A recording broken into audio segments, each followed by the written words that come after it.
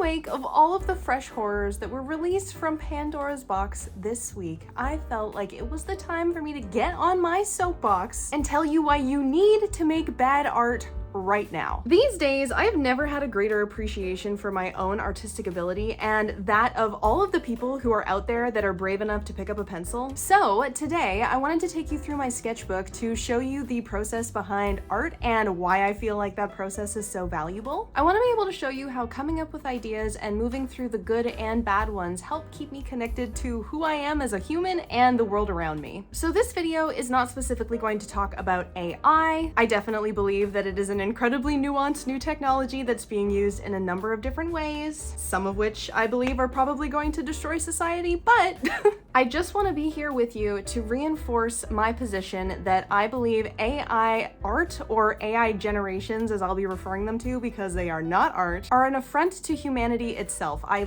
couldn't agree with Hayao Miyazaki more. And what I want you to take away from this video is that now is the perfect time to get out there and make art at all costs. Hello everybody, it's your old pal Tuna here, and welcome back to another video. Thought I forgot, didn't you? I'm an illustrator and comic artist from Canada, and here on the channel I share all about my life as a full-time artist, and sometimes I just have to rant about something.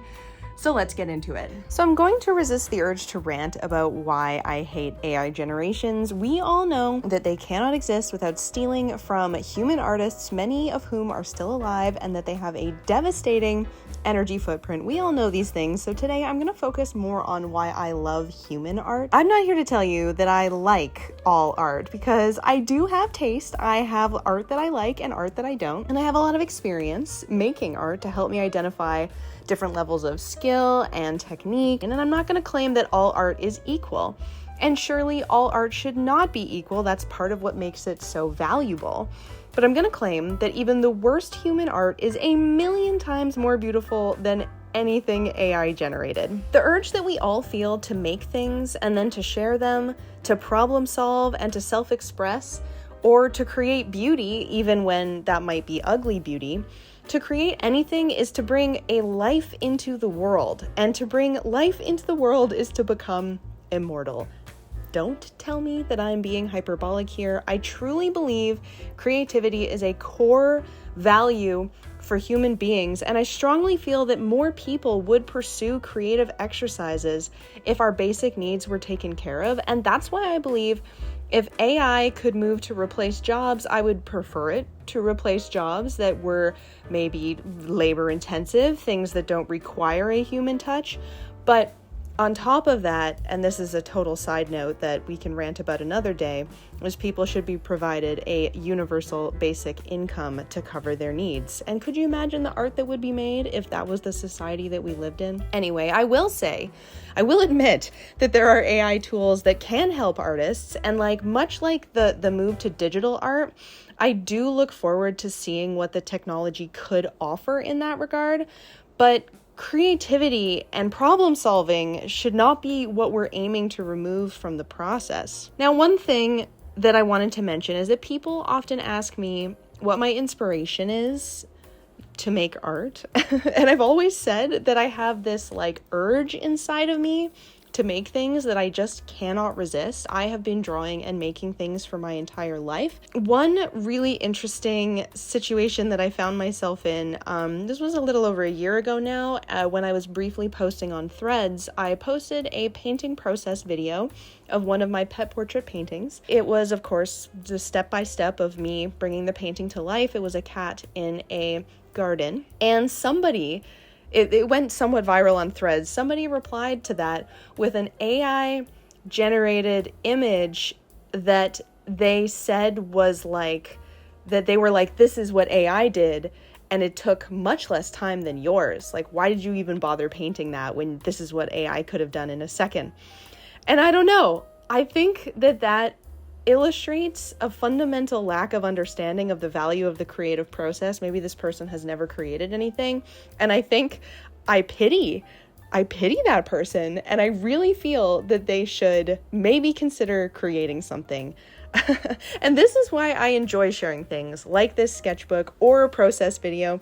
I am trying to romanticize the process of creating art, but I also want to show the work that goes into the final product. I want to value that work that's going into it. The final product is part of the whole, but it's not the whole. And I'm going to go off on a little tangent here about sharing, because I feel that sharing and the social mediaification of art is kind of what's led us to this point of AI generated images being something that some people think has value. I feel that no matter what you're approaching your art as, that it should be an expression of self above anything else, even in commercial situations like me making and selling merchandise, but maybe less so for people who are in a pipeline or working on a larger project like in animation. But if you're making art for yourself, it should be an expression of yourself in some way or some other.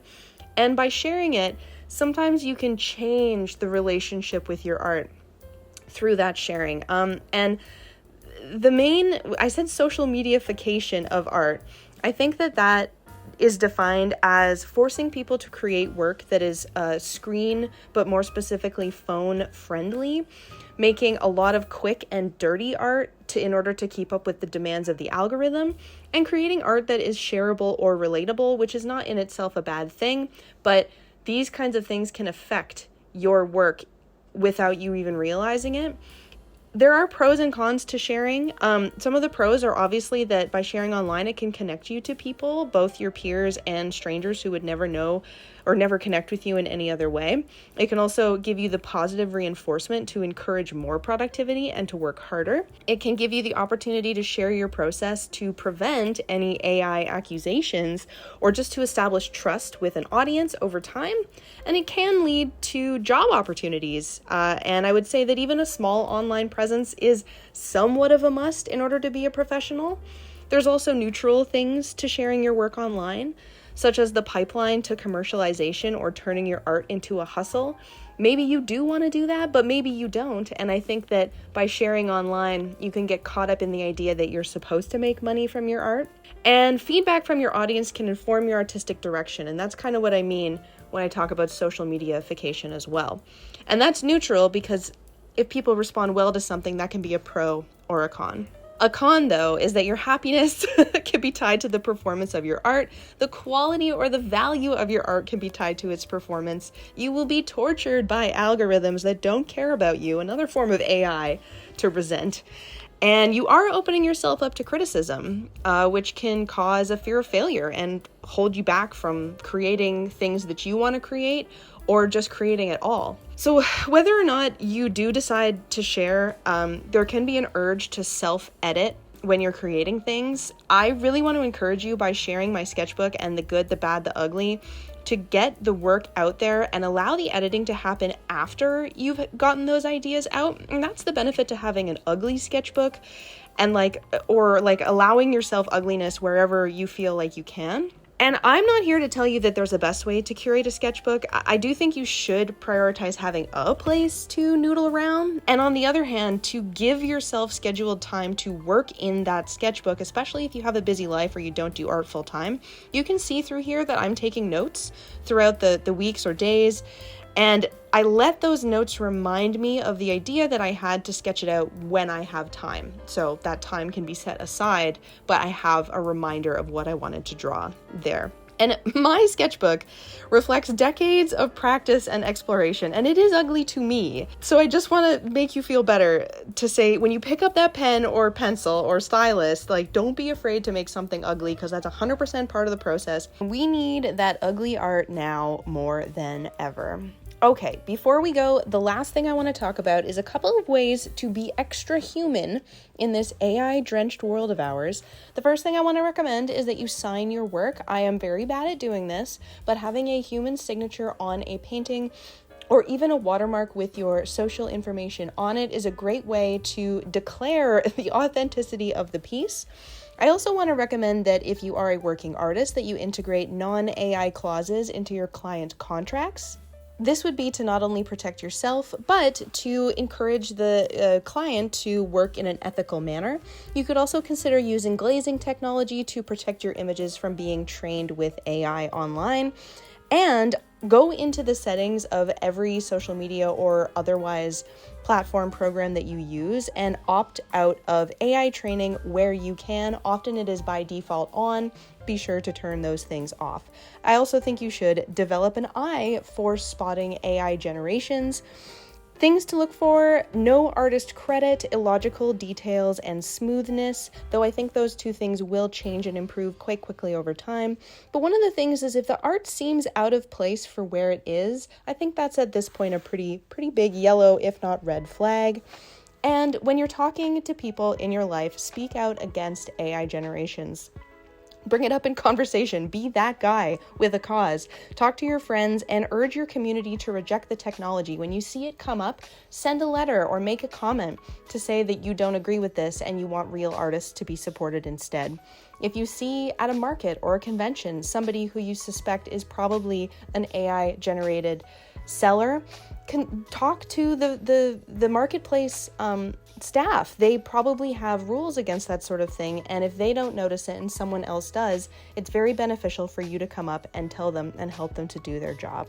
Unfortunately, this AI generation technology is obviously not going anywhere for the time being. I remain hopeful that we will see legislation that will help protect people from not only this slop that we have to be subjected to at all hours of the day, but from the misinformation and extremely problematic uses beyond artistic integrity that this technology has.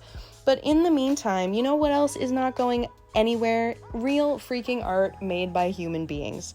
So, get your pens out, get your pencils out. Please make the art that you want to see in the world, no matter how ugly and weird and freaky it is. It is a million times more beautiful than anything that a robot could make. And we owe it to ourselves to keep making art in spite of it all. So yeah, that's been my rant. Thank you for joining me. See you in the video ending bit that's coming up right now. So as this video comes to a close, I really do want to hear everyone's opinions in response to what I've said here. I generally try to avoid having opinions on the internet because they can go either way, but this is something that I feel really strongly about. It not only affects my vision of society and humanity and life itself, but obviously it directly impacts me, my business, and many of the people that I know and love. Now, I didn't really get a chance to talk about my actual sketchbook much in this video, so if you did enjoy what you saw, I do have bi-monthly sketchbook flip-through tours available to all of my patrons for $1 or more over on Patreon. I go through each page and explain what it is that I was drawing or what my thoughts were behind it or what things kind of evolved into, providing a little bit more insight and context. And as well, I've been posting those over on Patreon for over 7 years, so there is a remarkable amount of growth that you can go take a look at, because every minute of those 7 years has combined to turn me into who I am today, and I wouldn't trade it for anything. And of course, I wouldn't be able to do it without all of these people you are seeing to my left or right, unsure of how the video will flip. By supporting me via Patreon, they get access to all kinds of cool things, not only getting your name in the scroll here, but behind the scenes content like extra videos,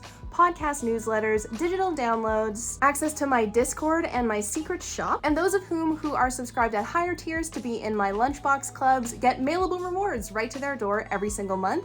Today, March 31st, is the last day of the Gamer Ghoul cycle, so these will be gone by the end of the day if you are watching on launch and you want any of these rewards. Be sure to hop on over there and sign up now. But on the first of every month, I announce a new theme, so spoilers, next month's gonna be cute dogs. It'll be the first time I have ever drawn dogs, so if you do want to see that, be sure to sign up for free on Patreon to get all of the newsletter alerts for when I post new content, or consider subscribing with your cold hard cash to one of the higher tiers to get those rewards I was talking about. Thank you to everyone who has already signed up over on Patreon, and thank you to you for watching to the end of this video. If you haven't already left a comment, if you haven't already liked and subscribed, consider doing so. And remember to stay sparkly, don't let the cruel world dull your shine, and I will see you next time. Bye!